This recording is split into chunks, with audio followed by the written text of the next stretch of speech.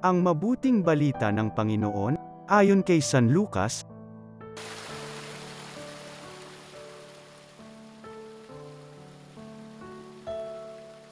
Noong panahong iyon, isinaysay ni Jesus ang isang talinghaga sa mga nakarinig ng una niyang pangungusap. Ginawa niya ito sapagkat malapit na siya sa Jerusalem, at ang akala ng mga tao ay itatatag na ang kaharian ng Diyos. Sabi niya, may isang mahal na taong nagtungo sa malayong lupain upang gawing hari at magbalik pagkatapos nyon. Bago siya umalis, tinawag niya ang 10 sa kanyang mga alipin. Binigyan niya ang mga ito ng tig-iisang salaping ginto at sinabihan sila, "Ipangalakal ninyo yan hanggang sa pagbabalik ko."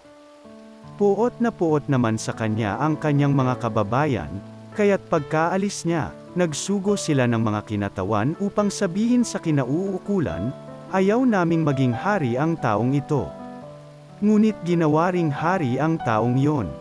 Umuwi siya pagkatapos, at ipinatawag ang mga aliping binigyan niya ng salaping ginto, upang malaman kung gaano ang tinubo ng bawat isa. Lumapit sa kanya ang una at ang sabi, "Panginoon, ang salapi ninyong ginto ay nagtubo ng 10. Magaling," sagot niya, "Mabuti ang alipin. Yamang naging matapat ka sa kakaunting bagay, pamamahalain kita sa 10 bayan." Lumapit ang ikalawa at ang sinabi, "Panginoon, ang inyong salaping ginto ay nagtubo ng 5. At sinabi niya sa kanya, "Mamamahala ka sa 5 bayan." Lumapit ang isa pang alipin at nagsabi, "Panginoon, heto po ang inyong salaping ginto. Binalot ko po sa panyo at itinago. Natatakot po ako sa inyo, sapagkat napakahigpit ninyo, kinukuha ninyo ang hindi sa inyo, at inaani ang hindi ninyo inihasik."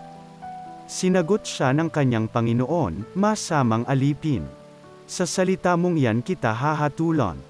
Alam mo palang ako'y mahigpit. Sinabi mo, kinukuha ko ang hindi sa akin at inaani ko ang hindi ko inihasik. Bakit hindi mo inilagay sa bangko ang aking salapi? Pagbabalik ko, sana'y may tinubo ang puhunang ito." At sinabi niya sa mga naroroon, "Kunin ninyo sa kanya ang salaping ginto, at ibigay sa may 10. Panginoon, siya po'y mayroon ng 10 salaping ginto," wika nila. "Sinasabi ko sa inyo, ang bawat mayroon ay bibigyan pa. Ngunit ang wala, kahit ang kakaunting nasa kanya ay kukunin pa.